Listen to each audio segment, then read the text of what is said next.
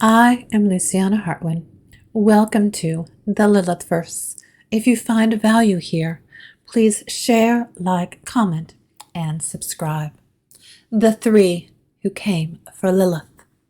In the beginning there was a garden, and in the garden there was a man and a woman. The man was Adam. The woman was Lilith. At first they tried to live together as they were made to do. They walked beneath the fruit-laden boughs and bathed in rivers clear as glass. The beasts of the land bowed their heads to them, and the birds of the air sang their names. They were meant to be the rulers of Eden, the first and greatest of humankind. But a fault ran through them like a crack in a mirror. Adam believed himself master of the earth, the sky, and all things within them, including Lilith. But Lilith had been formed from the same dust as he, not from his bone or his breath. She would not bend her knee. She would not lower her eyes. She would not be ruled. And so one night, as Adam slept, she left the garden behind.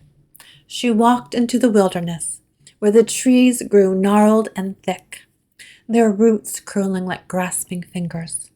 The air overhead was colder and brighter than the gentle heaven of Eden. The air was no longer perfumed with blossoms, but heavy with the scent of damp earth, of wild things stirring beneath the dark. Here she was free. She built no home, for she was a creature of motion. She drank from deep hidden wells and lay beneath skies untouched by divine order. She ran with wolves, and when she laughed, it was the sound of something ancient remembering itself. And for a time, she was content. But heaven does not easily release what it has claimed. They came at twilight, when the sky was caught between blood and ink. Three figures descending in silence, their feet never touching the ground. Their faces were smooth as river stones. Their wings stretched wide and gleamed with terrible light. Though they had names, they did not give them. Names, after all, were for mortals. Lilith, said the first, his voice a bell rung from a great height, "You must return."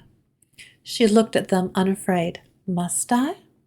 The second angel unrolled a scroll, its words shifting and gleaming like fish beneath the surface of a pond.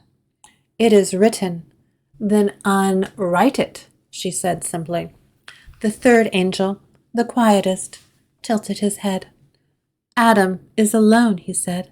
"He calls for you." Lilith laughed, and the trees seemed to shudder at the sound. "Then let him call," she said. "Let him learn the sound of his own voice." The first angel frowned. "You were made for him." "No," she said, stepping forward. "We were made together. He has no claim over me." They did not like that. The second angel's wings unfurled, terrible and bright. "You will come back," he said, and this time it was not a request. Lilith regarded them, this trio of celestial messengers, bound to their purpose like stars set in an unchanging sky. She pitied them in a way. "No," she said, and the heavens shuddered. The third angel, who had perhaps hoped she would see reason, sighed. "Then you will be cursed." "Cursed?" She raised an eyebrow. "By whom?" "By the Almighty," the first said. "By heaven itself," the second added. The third angel's voice was quiet, almost sorrowful. "Your children will perish. Your name will be spoken in fear." Lilith said nothing. The second angel's grip tightened on the scroll. "You will be hunted, a terror in the night, a thing of shadow and wings. Mothers will whisper prayers to keep you away from their newborns. Men will fear you. You will never rest." Lilith considered this. She breathed in the scent of the wild earth. She felt the cool night air against her skin.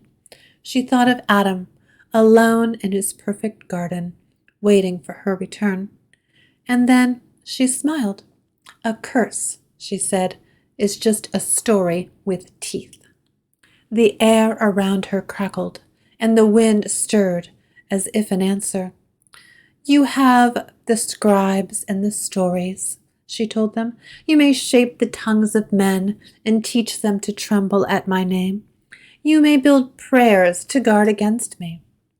Her hair lifted in the wind, and her voice was the hush of something waiting in the dark.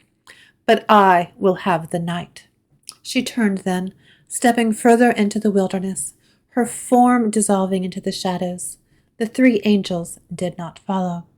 They only watched, silent and still, as Lilith vanished into the dark, into legend, into myth, into the places where all forgotten things go. If you enjoyed that, please share, like, comment, and subscribe. I am Luciana Hartwin, and this is the Lilith Verse.